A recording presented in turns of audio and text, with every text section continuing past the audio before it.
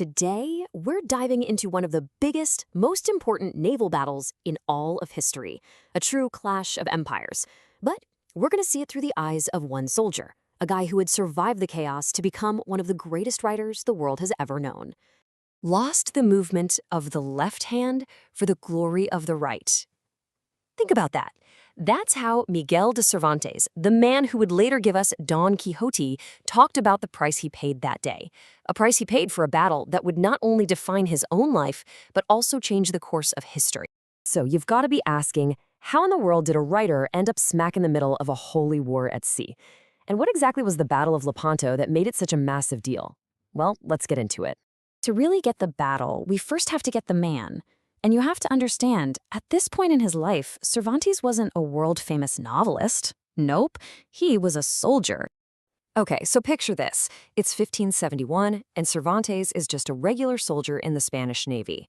On the actual day of the battle, he is sick as a dog, burning up with a fever, probably malaria. His commanders tell him to stay below deck, but he flat out refuses. He insists on fighting. So they put him in charge of a tiny 12-man assault boat launched from his main ship, the Marquesa. And in the insane hand-to-hand fighting that followed, he was shot twice in the chest. A third shot hit his left hand, shattering it and making it completely useless for the rest of his life. And that injury, well, it defined him. For the rest of his days, he was known as El Manco de Lepanto, the one-handed man of Lepanto. And you know what? It was a nickname he wore with pride. It was this constant physical reminder of what he called the grandest occasion the past or present has seen or the future can hope to see.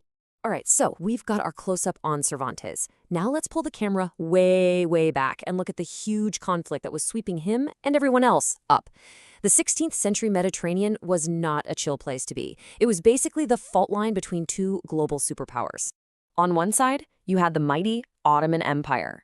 They were expanding west hard and fast, and their goal was nothing less than total control of the sea.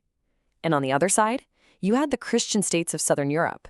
We're talking Spain, Venice, the Papal States. They were constantly on the defensive, living in fear, their coastlines getting hammered by raids and always facing the threat of a full-blown invasion. And let me tell you, this was not some Cold War. Things were getting hot fast. In 1565, the Ottomans threw a massive siege at the island of Malta. 5 years later, in 1570, they invaded Cyprus, which was a really important territory for the Republic of Venice. When Cyprus fell, that was it. That was the final alarm bell. The Ottoman fleet was basically knocking on Europe's door. A response wasn't an option anymore. It was a necessity. So, this existential threat forced a bunch of old, bitter rivals to do something they almost never did: actually work together. The whole thing was spearheaded by Pope Pius V. He managed to pull together the great Catholic sea powers into an alliance called the Holy League. The big players, the core members, or the Papal States, the super powerful Spanish Empire, and the Republic of Venice, which frankly had the most to lose. But they were also joined by others, like Genoa and the Knights of Malta. It was a massive and, let's be honest, pretty fragile coalition. And who do you get to lead this epic fleet? Well, they picked a charismatic, battle-tested warrior who was only 24 years old, Don Juan of Austria. And get this, he was the illegitimate half-brother of the most powerful man in Europe, King Philip II of Spain. You can't make this stuff up. The force that Don Juan had under his command was just immense. On the day of the battle, the Holy League sailed with 212 warships. Now, most of these, 206 of them, were galleys, the oar-powered ships that had ruled the Mediterranean for centuries. But they also brought something new to the fight, something powerful. All right, let's go to the day itself, October 7th, 1571. We're in the Gulf of Lepanto, right off the coast of Greece. The stage is set for one of the biggest naval battles in human history. So, about that new weapon. The Holy League had a secret ace up its sleeve, thanks to the Venetians. It was a new type of ship called a galleass. And technologically, this thing was a total game changer. Basically, they took large merchant ships, beefed them up with armor, and then packed them with an insane amount of cannons. They were literally 16th century floating fortresses. See, unlike the old galleys that could mostly just fire forward, these beasts could unleash hell from their bow, their port side, and their starboard side. So Don Juan did something brilliant. He positioned his 6 galleasses way out in front of his main fleet, like giant spearheads, almost daring the Ottoman fleet to come at them. And the strategy? It worked perfectly. As the huge Ottoman fleet moved forward in their classic crescent formation, the galleasses just opened up, firing from all sides. They blasted huge holes in the Ottoman line, causing total chaos before the main fleets even touched. Then, right in the center, Don Juan steered his own flagship, the Real, and rammed it straight into the Ottoman Admiral Ali Pasha's flagship. The fighting was brutal, ship to ship, hand to hand. But in the end, Don Juan's soldiers boarded the enemy's ship, they killed Ali Pasha, and they raised a Christian banner on its mast.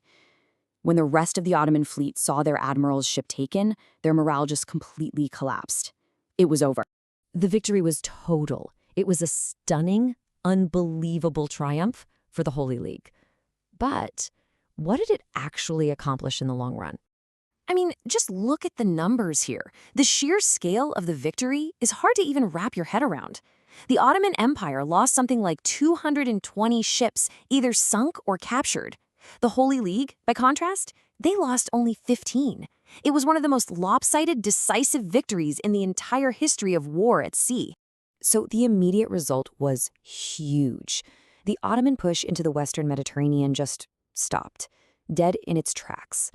The battle didn't exactly give Christian Europe control of the whole sea, but it drew a clear line in the water. From now on, the West was a Christian sphere of influence, and the East was an Ottoman one. But here's the twist. That incredible unity, the alliance that made this impossible victory happen, it was as fragile as glass.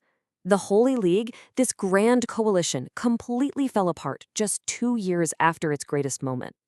So why? What happened? Well, Pope Pius V, the guy who was the real driving force behind the whole thing, died in 1572. And as soon as the immediate threat was gone, all those old rivalries and different goals came bubbling right back to the surface. Venice, always the practical merchants, wanted to get back to their lucrative trade with the East. So in 1573, they went and signed their own peace treaty with the Ottomans, and just like that, the alliance was dead. So we're left with this fascinating legacy. Lepanto was a huge military victory, no doubt, a turning point in technology and a massive morale boost. A soldier named Cervantes lost the use of his hand, but gained a story that would shape his writing forever. But the political unity that made it all happen, it was as fleeting as a banner in the wind. Which kind of leaves us with a final, big question. Can one single glorious day of battle ever truly settle a long-term clash of empires?